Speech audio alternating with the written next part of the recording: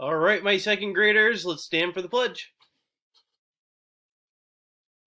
I pledge allegiance to the flag of the United States of America and to the republic for which it stands, one nation, under God, indivisible, with liberty and justice for all. All right, everybody, good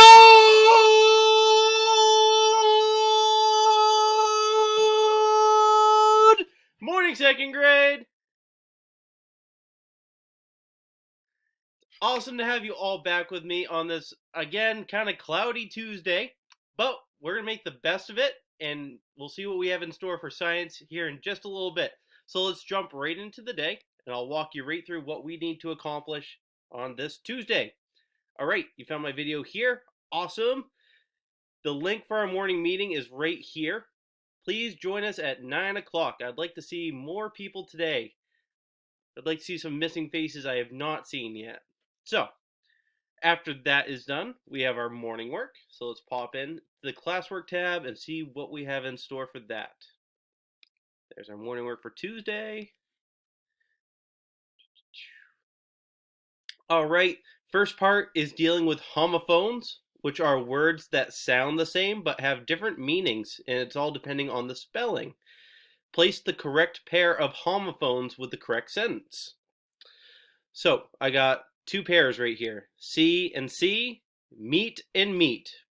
They're spelled differently, but they have different meanings for sure.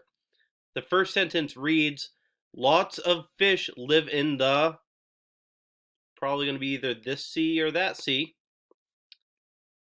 Second sentence reads, I blank lots of fish at the aquarium. And it's probably going to be C or C. Third sentence, we bought blank at Hannaford. It's going to be either meat or meat. Last sentence reads, blank me at the playground tomorrow. And it's going to be meat or meat. You need to put the correct homophone with the correct sentence, and you can put it right in these boxes right here. All right. Once you're done with that, I have a question for you. See if you can find some more homophones for me out there. Can you think of any other words that sound exactly the same but have different spellings? So you're going to have to put pairs down here that you can find. Think on it for a little bit, see what you can come up with. Last question is some fraction addition. 1/3 plus 1/3. And you're putting your answer in right here. Remember what numbers you add up for a fraction and what numbers you do not add. All right, joke of the day. Why are teddy bears never hungry? I don't know.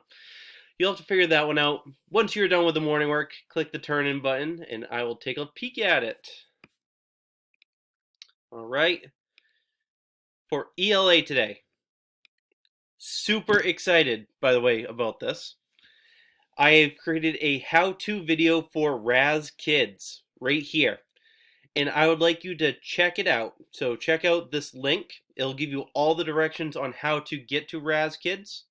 Once you're done watching the video, go ahead and play around with Raz Kids for about 20 or 30 minutes. You'll find your account, and your password is your 4-digit lunch pin. Okay? And the class code to get to my class is DePrisco1994, all lowercase, no spaces.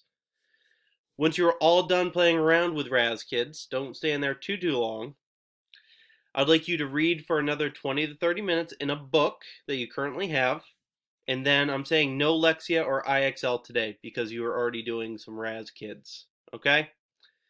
And Raz Kids will be an option coming up soon. And I'll put it right in my directions when you can use it. Okay, that does ELA.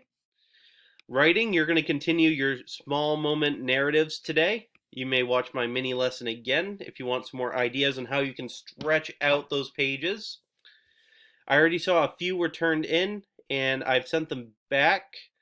Make sure that we're really filling up those pages. Lots and lots of details, okay?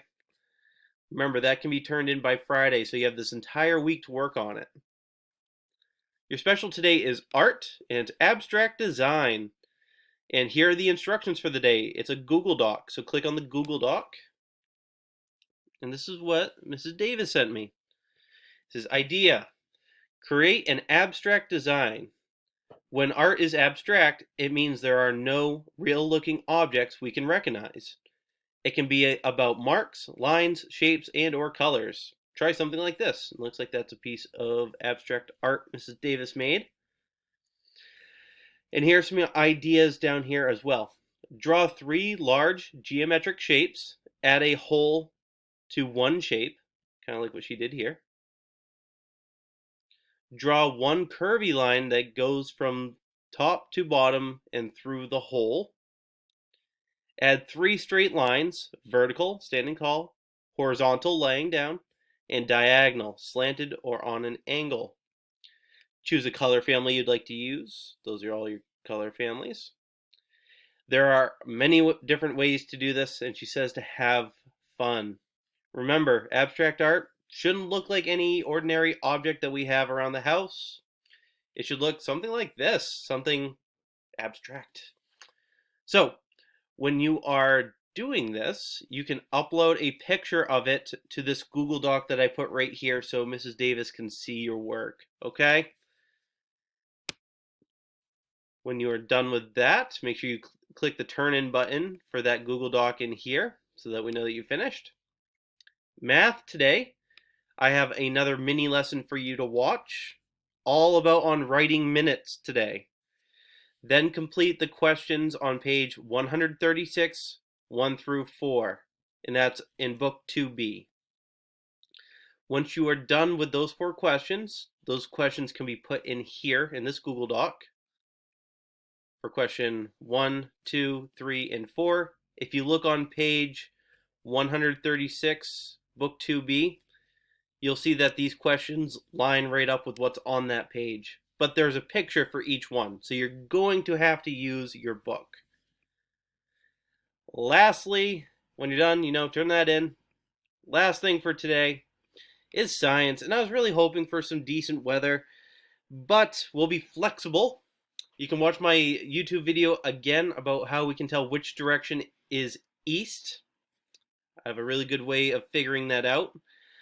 You can make your compass rose inside using ordinary objects from around your house instead of using stuff from outside. So I don't want to see something like this.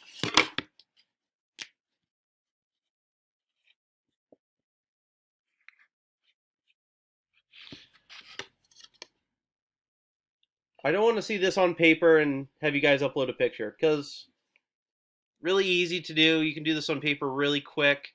I'd like you guys to be a little bit inventive.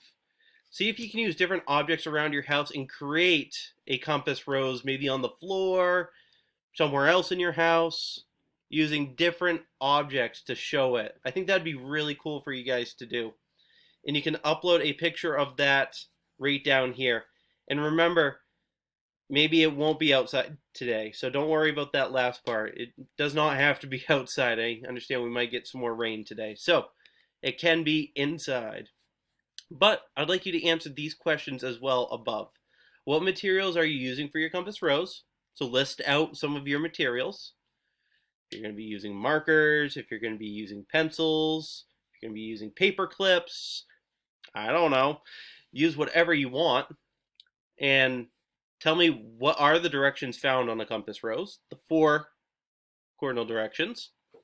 And the last question I need you to answer is, how do you know which direction is east? And again, watch my video.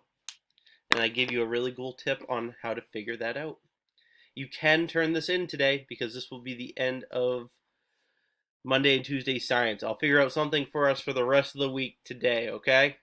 Seeing as though I got to look at the weather. Hopefully we can get outside for the rest of the week. But who knows? Once you're done with that, you're done with the day. I look forward to seeing a lot of you at 9 o'clock for our morning meeting.